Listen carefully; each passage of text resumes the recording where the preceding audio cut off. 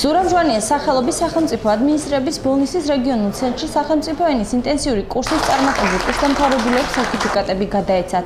სამთვიანი ინტენსიური სწავლება 30 ადამიანმა გაიარა, ხოლო წარმატებით 23-მა დაამთავრა. სამთვე აქ ვსწავლობდი ქართული ენის პირველი ეტაპის კურსზე. ძალიან გამაყოფილი ვარ ორგანიზატორების და მასწავლებლების. და მიიღო ეს სერტიფიკატი. ძალიან მომწონს ეს კურსი. მეორე ეტაპში კიდევ უდევს. ბოლნისის რეგიონში სულ იყო 30 მსმენელი, 30-დან წარმატებით გაიარა 23 მსმენელმა და აქედან მეორე ნაკადზე, მეორე ეტაპზე გაივლის 12 მსმენელი მონაცემები გვაქვს ესეთი.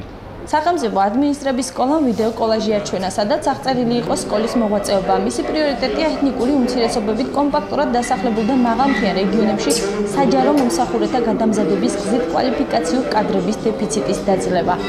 ყველა დამსწრე საზოგადოებას მივესალმები. ჟვანიას სახელობის სკოლის სერტიფიკატების გადაცემა არის მოგეხსენებათ დღეს. გადაეცა, მოვიდნენ, გახარებულები არიან, ძალიან კარგ საქმეს აკეთებენ.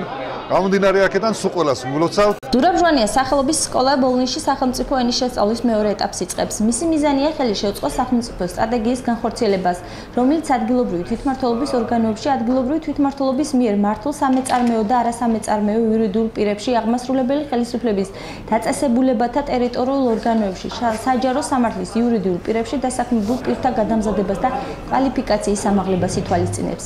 ეთნიკური უმცირესობების საერთო საჯარო სივრცეში ინტეგრაციას ემსახურება 8 რეგიონალური სასწავლო ცენტრი, რომელიც სამცხე-ჯავახეთში, ქვემო ქართლში და კახეთში ფუნქციონირებს. რეგიონულ ცენტრებში სახელმწიფო ენის შემსწავლელი პროგრამა საჯარო სექტორში დასაქმებული პირებისათვის ხორციელდება. სახელმწიფო ენის კურსის მიზანია მსმენელებმა გაიღრმავონ ცოდნა, რათა სრულყოფილად შეძლონ სამსახურეობრივი მოვალეობის შესრულება, წერილების და სხვადასხვა დოკუმენტების შედგენა.